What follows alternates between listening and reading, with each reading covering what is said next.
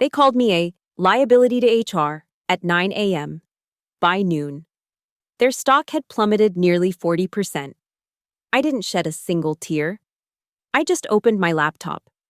You see, when you've been the perfect cog in corporate America's machine for over a decade, you learn things they wish you'd forget, things they assume you're too ethical to use. They were wrong about that last part. My name is Rachel Everhart, and until this morning, I was the Senior Director of Strategic Analytics at Oralis Dynamics, a fintech company that liked to call itself the future of digital asset management. 35 years old, MBA from Wharton, and a track record that spoke louder than any PowerPoint presentation ever could. I'd been with the company for 7 years, climbing from senior analyst to a corner office on the 27th floor of our Denver headquarters. The morning started like any other. Colorado's sunrise painting the Rockies pink through my office windows. My usual medium roast from the executive floor's Italian espresso machine, 2 sugars, no cream. I was reviewing quarterly projections when my assistant knocked, unusual, since she typically just buzzed. "Rachel, they need you in conference room A, now." The "they" should have been my first warning, not "Mr. Langdon wants to see you," or "the board has requested a meeting." Just, "they." Conference room A was our killing floor, glass walls offering no privacy, deliberately chosen for terminations so security could watch. I'd seen enough people take that walk to know what it meant, but not me. Never me. I was the one who'd saved their asses during the crypto crash of 2023. I was the one who'd identified the algorithm flaw that could have cost us $200 million. I walked in to find our new CEO, Bryce Langdon, flanked by 2 HR representatives I'd never seen before, and our chief legal officer. The setup screamed ambush. No materials on the table. No laptops open. Just a single manila folder in front of Bryce. "Rachel, please sit." His voice had that practiced smoothness of someone who'd rehearsed this conversation in the mirror. I sat, spine straight, hands folded. I'd played enough corporate poker to know when not to show your cards. "I'll cut to the chase," Bryce began, his Yale class ring catching the morning light as he gestured.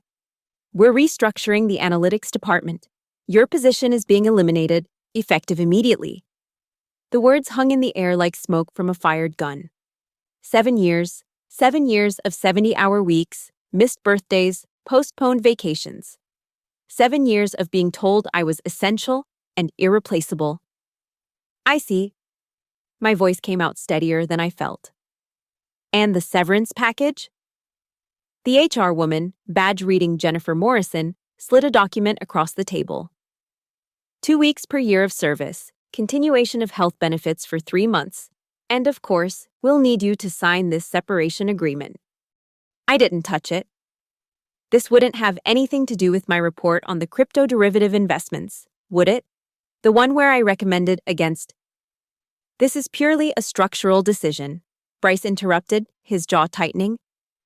"We're moving in a direction that requires a different skill set, more aligned with our velocity goals." Velocity goals? Corporate speak for "you ask too many questions." They gave me 7 minutes. 7 minutes to pack up 7 years. Security would escort me down, Brad from the 3rd floor, who I'd bought coffee for every Christmas. He looked apologetic as he watched me dump family photos and industry awards into a cardboard box. I didn't cry. I didn't yell. I didn't give them the satisfaction of seeing me break. I just picked up my box, handed over my keycard, and walked out of Oralis Dynamics at 9:07 a.m. The Denver morning air sharp against my face. They thought they were cutting loose a liability. They had no idea they'd just armed a weapon. I drove home on autopilot, the Denver skyline shrinking in my rearview mirror. But instead of feeling devastated, I felt something else building, a cold, calculating clarity. You see, they'd made a critical error. In their rush to silence me, they'd forgotten what I did for a living. I didn't just analyze data. I lived in it, breathed it, and most importantly, I archived it. Let me rewind 3 years. When COVID hit, Oralis was hemorrhaging money. Our traditional investment models were failing, clients were pulling out, and bankruptcy loomed like a storm cloud. That's when I developed the predictive modeling system that would save the company. Working 18-hour days from my home office, I created algorithms that could anticipate market volatility with 87% accuracy. My models didn't just save Oralis, they made it thrive. We went from near bankruptcy to a $2.8 billion valuation in 18 months. The board loved me then. I was their golden goose, their secret weapon, as the previous CEO used to say. But boards change, and when Bryce Langdon took over 6 months ago, everything shifted. He came from a competitor with big promises about exponential growth and market disruption. What he really brought was recklessness dressed up as innovation. The crypto derivatives project was his baby. A complex web of digital asset investments that he claimed would triple our portfolio value within a year. The marketing team ate it up. The board saw dollar signs, but I saw the numbers behind the numbers, the real ones. Late nights in my office, I'd discovered discrepancies. Small at first, easily explained away as rounding errors or timing differences. But patterns emerged. Projected returns inflated by 340%. Risk assessments that conveniently ignored market volatility. Algorithm testing that cherry-picked favorable scenarios while burying failures. And worse, trades happening seconds before our public announcements, generating millions for unnamed accounts. I'd tried the proper channels. Submitted report after report, scheduled meetings that got mysteriously canceled, sent emails that went unread, or worse, read but ignored. I watched my concerns get edited, watered down, buried in appendices. I was being managed out, professionally suffocated. But I'm not stupid. Every report I submitted, I backed up. Every email I sent, I archived. Every piece of data that crossed my desk, I stored on an encrypted external drive that IT didn't know about. Call it paranoia or call it foresight, 7 years in corporate America teaches you that CYA isn't just an acronym. It's a survival strategy. Sitting in my home office, I pulled out that drive. 2.3 terabytes of evidence. Financial models showing the real numbers. Email chains discussing how to massage the data. Meeting recordings where Bryce explicitly instructed the team to hide negative projections from the board. And the crown jewel, the algorithm source code with comments from developers expressing concerns about its fundamental flaws, concerns that were never addressed. They'd fired me because I wouldn't play along, because I kept pushing back against their house of cards. They thought removing me would solve their problem, that I'd slink away quietly with my severance check and my tail between my legs. They forgot that I knew where all the bodies were buried. More importantly, they forgot that I'd kept the shovels. I poured myself a scotch, Macallan 18, saved for special occasions. This qualified. As I sipped, I scrolled through the data, my mind already working through possibilities. The question wasn't whether to use it. The question was how to deploy it for maximum impact. They'd taken my career, my reputation, 7 years of my life. By the time I finished that scotch, I'd decided what they'd lost in return. Everything. I didn't wallow. That's what they expected, maybe even hoped for. Instead, I showered, put on my sharpest blazer, and headed to Novo Coffee on South Broadway. Not to job hunt, to hunt something else entirely. At 10:23 a.m., I called Lena Volkov. Rachel, Jesus, it's been what, 2 years? Hey Lena, you free for coffee? I'm buying. 30 minutes later, she walked in, all sharp angles and skeptical eyes, dressed in black like she was attending a funeral for Truth in Media.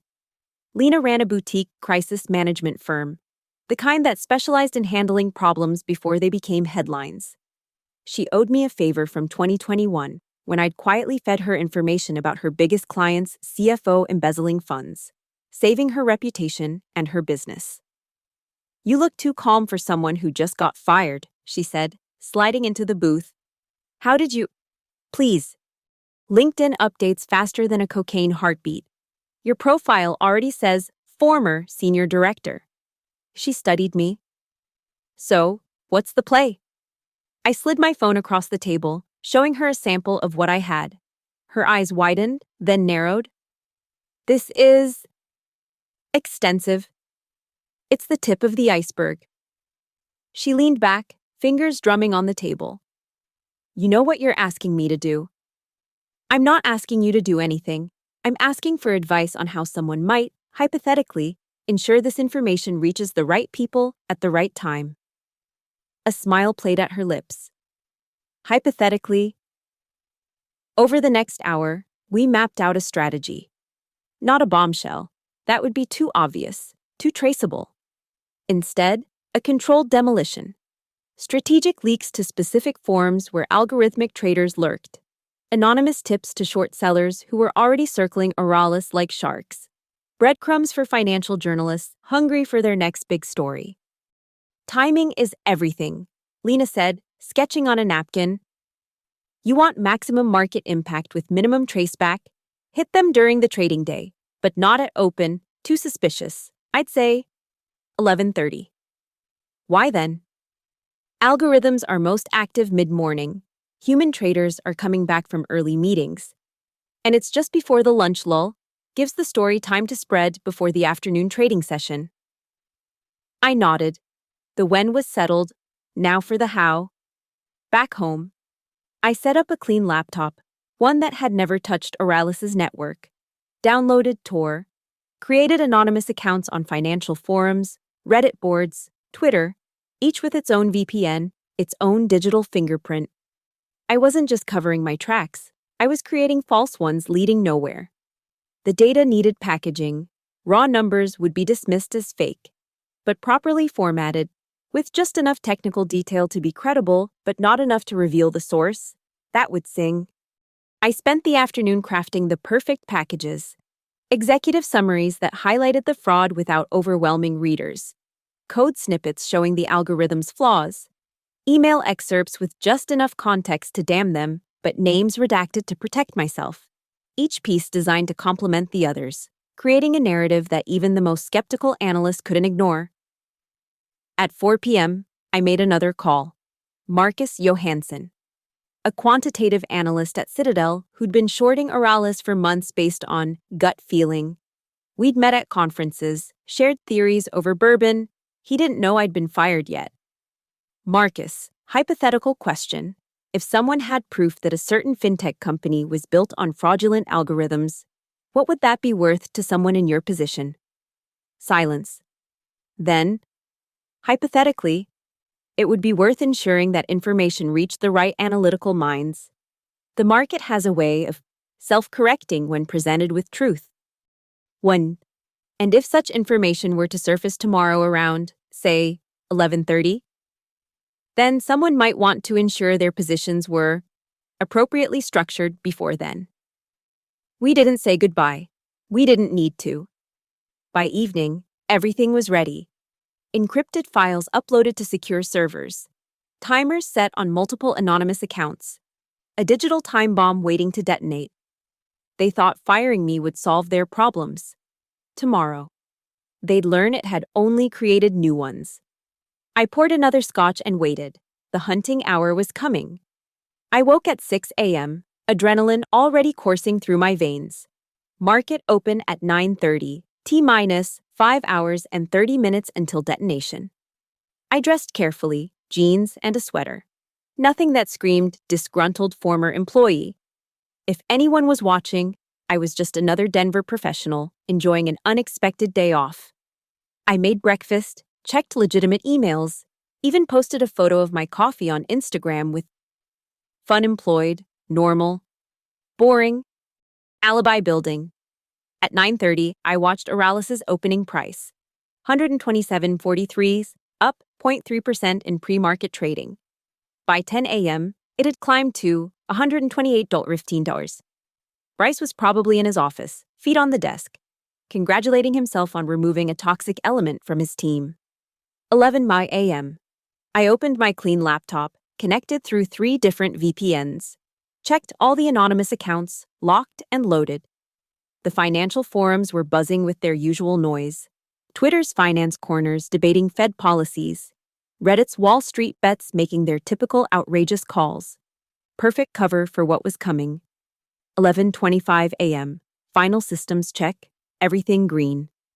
11:28 a.m. I took a breath and hit enter. The first post appeared on FinanceNet, a forum frequented by algo traders.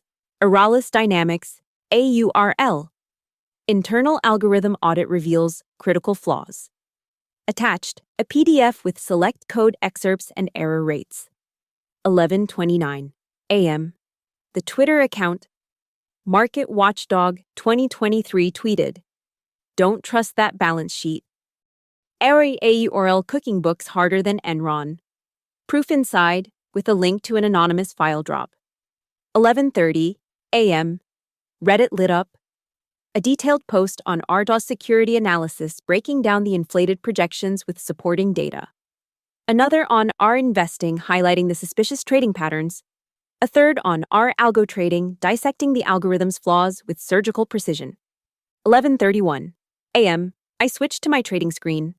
Auralis, 128 morphines, 127.89, 127.23. The drop started slowly, almost imperceptible, but I knew what to watch for. Volume. In 60 seconds, trading volume went from 100K to 2.8 mem shares. The algorithms had smelled blood. 11:35 a.m. My phone buzzed. Lena. 3 reporters just called me about Auralis. I told them I couldn't comment on clients I don't represent. Beautiful, plausible deniability. 11:37 a.m. 124.55. The mainstream financial Twitter accounts started picking it up. Breaking. Unverified reports suggest major algorithmic flaws in AURL's trading systems. Stock down 3%. 11:40 a.m. First circuit breaker warning. Down 5%. CNBC's market ticker started flashing. I flipped to their channel, nothing yet on air, but their Twitter was asking for comments from Auralis. 11:42 a.m. My anonymous email received its first response. Bloomberg. We're investigating claims regarding Auralis Dynamics. Can you provide additional verification? I'd expected this. Sent packet number 2. Emails with headers intact. Metadata preserved. Undeniable. 11:45 a.m. 112.30. Down 12%. The sell-off accelerated. Institutional investors dumping positions. Retail traders following. Margin calls triggering. A beautiful cascade of capitulation. 11:48 a.m. Auralis's official Twitter.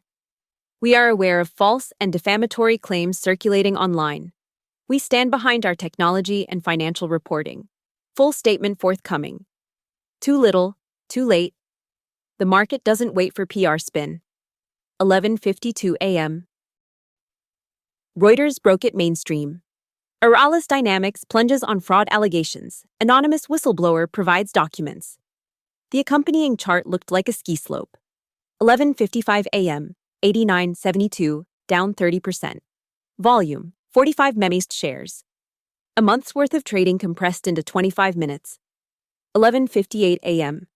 Second circuit breaker. Trading halted for 15 minutes. But the damage was spreading. Options markets were in chaos. Credit default swaps spiking. Counterparties reassessing exposure. 12 p.m. Noon. Trading resumed for exactly 30 seconds before hitting the third circuit breaker. $79.12, down 38%. NASDAQ halted trading indefinitely pending review of unusual market activity. I closed my laptop and leaned back. Through my window, Denver went about its day, oblivious to the corporate massacre I just orchestrated, somewhere in the Auralis Tower. Phones were ringing off hooks, emergency meetings being called, lawyers being summoned, scapegoats being selected. My phone had been silent. The benefit of being fired was being off their emergency contact list. But I knew they'd figured it out by now. Who else had access? Who else had motive? Who else had the expertise? Let them know. Let them seethe. What could they do? Fire me again? I made myself a sandwich and turned on CNBC. The breaking news banner was beautiful. Auralis Dynamics suspends trading as fraud allegations trigger 38% collapse. They thought they were destroying my career at 9 a.m. By noon, I'd returned the favor. With interest. By 12:30 p.m., My phone had logged 47 missed calls. I recognized most of the numbers, former colleagues, reporters, even a few hedge fund managers who'd somehow gotten my personal cell. I let them all go to voicemail. The symphony of desperation was better enjoyed in silence. CNBC had gone full breaking news mode. Their resident market analyst was practically salivating. This is unprecedented.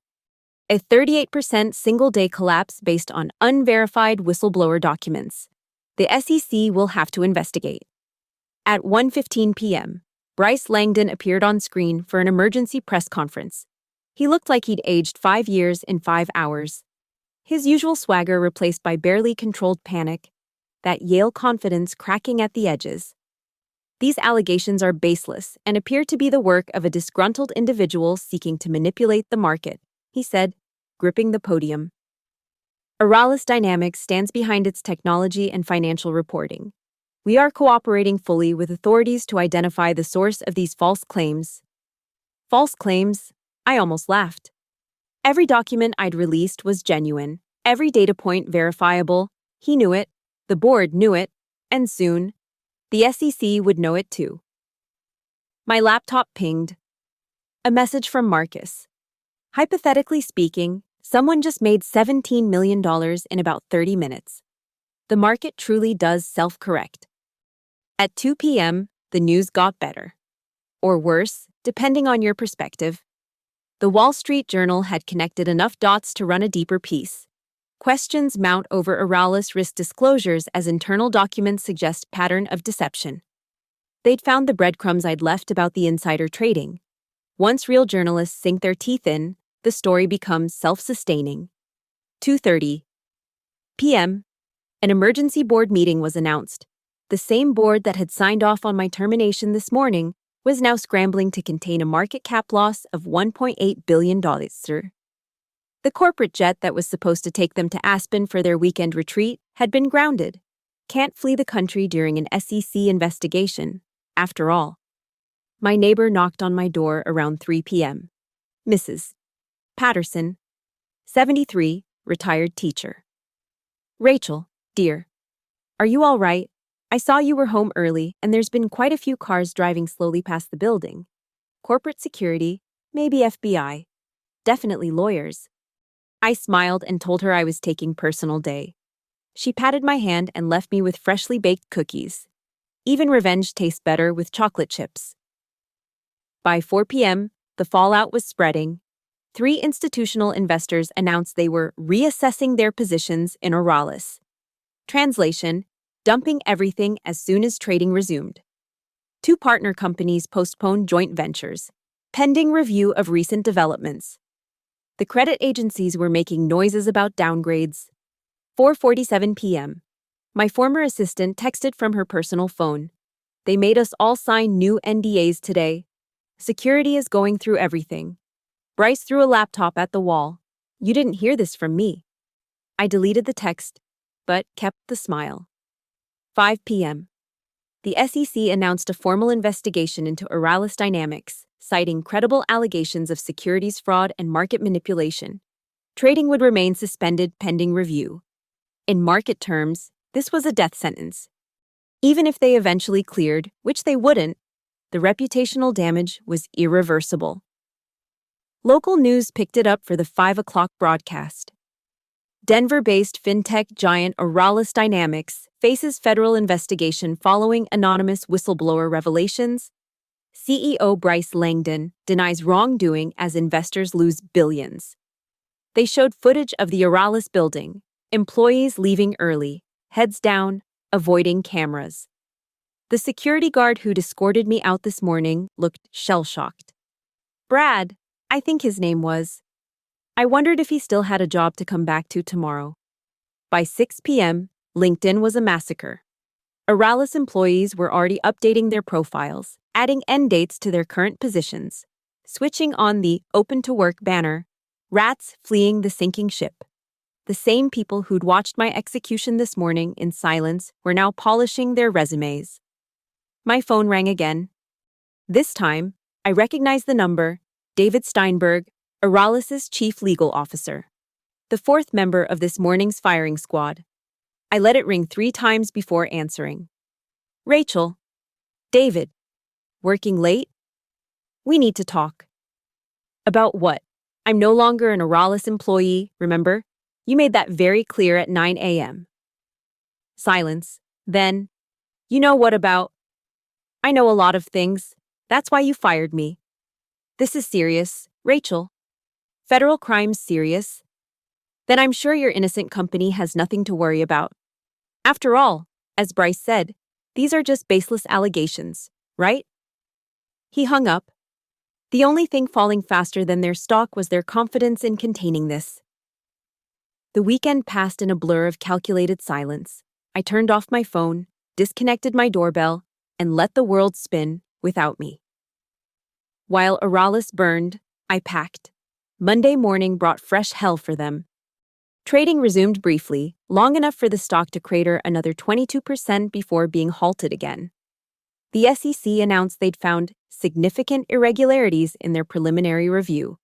3 class action lawsuits were filed before lunch, but I was already gone. I'd rented a car, nothing flashy, paid in cash, and drove north. Not fleeing, just repositioning. The cabin I'd booked in the mountains outside Estes Park had no TV, spotty cell service, and perfect anonymity. On Tuesday, Lena texted from a burner phone. SEC subpoenaed 6 months of internal communications. They're specifically looking for evidence of algorithm manipulation. Your breadcrumbs led them straight to the feast. I burned the phone after reading it. Wednesday brought resignations. The CFO first, to pursue other opportunities. 2 board members followed, citing differences in strategic vision. Rats, ships, predictable patterns. But Bryce held on, still maintaining innocence, still blaming malicious actors for Oralis's troubles.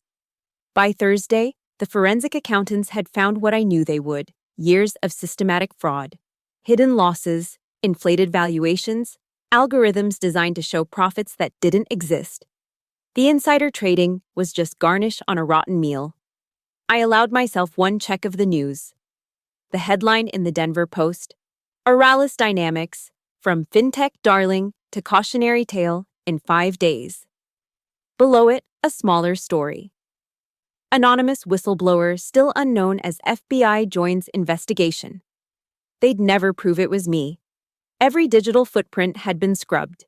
Every connection severed through so many proxies and misdirections that even I couldn't retrace the path. The documents? They could have come from anyone with access, dozens of employees, contractors, even board members themselves. The timing? Coincidental. Disgruntled employees get fired every day.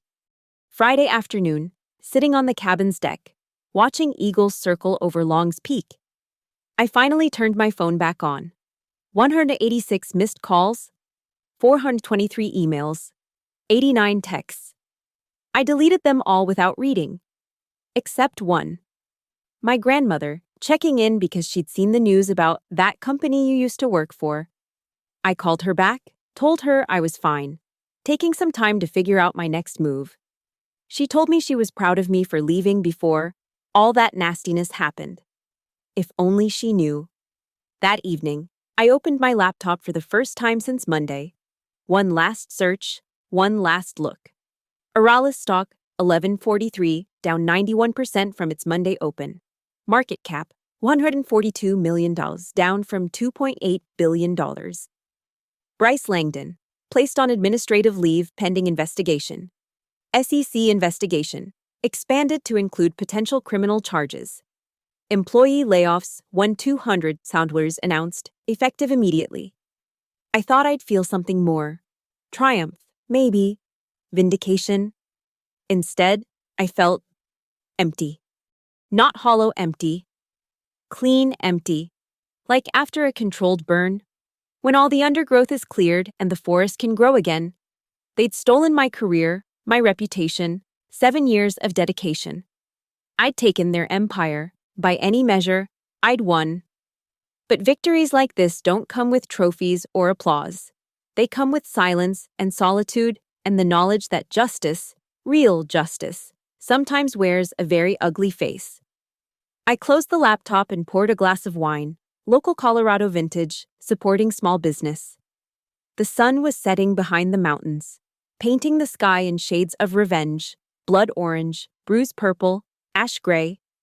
Somewhere in Denver, lawyers were billing overtime, investigators were building cases, and executives were learning that some employees are more dangerous outside the building than in. Not a hacker, not a criminal, just someone they considered disposable. They learned too late. I was recyclable. And I'd returned as something much worse, a woman with nothing left to lose and everything to prove. The wine was excellent. Colorado always did make the best comebacks. 6 months later, the Oregon coast in January is nobody's idea of paradise. Gray skies bleed into gray seas, and the wind carries salt and memories in equal measure. But that's exactly why I chose it. A small cabin tucked into the pines above Cannon Beach, where the only sounds are waves and seabirds and the occasional storm. I'd rebuilt myself here. Not reinvented, that implies I was broken. Rebuilt, like you'd restore a classic car, keeping the engine that always ran true but upgrading everything else. New name on the consulting LLC. New clients who valued ethics over exponential growth. New rhythm to my days that didn't involve checking stock prices or corporate politics. The laptop on my kitchen table was closed, its purpose fulfilled. I'd just finished a risk assessment for a sustainable energy startup. Real work for real people trying to build something honest. The pay was a fraction of my Oralis salary, but it turned out integrity has its own compensation package. The TV in the corner was on, volume low, local news, nothing important. Until it was. In business news tonight, former Oralis Dynamics CEO Bryce Langdon was sentenced to 8 years in federal prison for securities fraud, conspiracy, and market manipulation. Langdon becomes the latest executive convicted in what prosecutors called one of the most egregious cases of corporate fraud in Colorado history. I didn't smile, didn't celebrate, just took another sip of coffee and watched the rain streak down the windows. They showed footage from the sentencing, Bryce in an orange jumpsuit, his Yale confidence finally, thoroughly shattered. His lawyer reading a statement about appeals and miscarriages of justice. The victims, pension funds, retirement accounts, ordinary investors who'd believed the lies, getting some measure of closure. The investigation was sparked by an anonymous whistleblower whose identity remains unknown.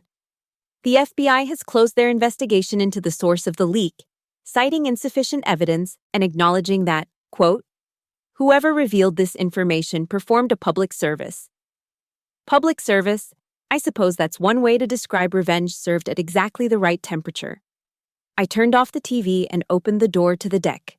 The Pacific stretched endlessly before me, indifferent to human drama. Haystack Rock stood sentinel in the distance, unchanged by stalks or scandals or the small revenges of discarded employees. My phone buzzed. A text from a number I didn't recognize. Ms. Everhart, this is Brad from Oralis Security. I wanted you to know I never felt right about that morning. I'm glad you're doing well. Take care. I deleted it, but kept the sentiment.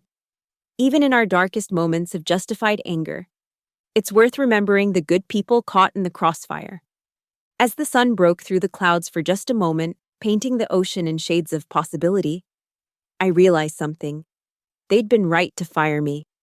Not for the reasons they thought, not because I was a liability or wouldn't play along with their schemes, but because I was exactly what they feared most, someone who knew the truth and wasn't afraid to use it. I wasn't a hero. Heroes save companies. I was something else, an accountant who'd finally balanced the books. They'd tried to erase me from their ledger, forgetting that in double-entry bookkeeping, every debit has a corresponding credit. They took my career, I took their empire. The math, as always, was perfect. The rain started again, softer this time. I went inside, closed the door on the past, and opened my laptop to the future. Somewhere, another company was probably firing another truth teller, creating another enemy they couldn't afford. But that wasn't my story anymore. Mine had ended exactly where it needed to, not with forgiveness or forgetting, but with the simple satisfaction of a job well done. Not everyone is born to be a hero. Some of us are born to be the reckoning. And sometimes, that's exactly what the world needs. Thank you for listening to this story of corporate revenge and justice served cold. I'm curious, where are you listening to this tale from? Drop a comment below and let's connect across the miles. If this story resonated with you, please subscribe to the channel and share your thoughts. Have you ever faced injustice in the workplace? How did you handle it? I'd love to hear your experiences in the comments below.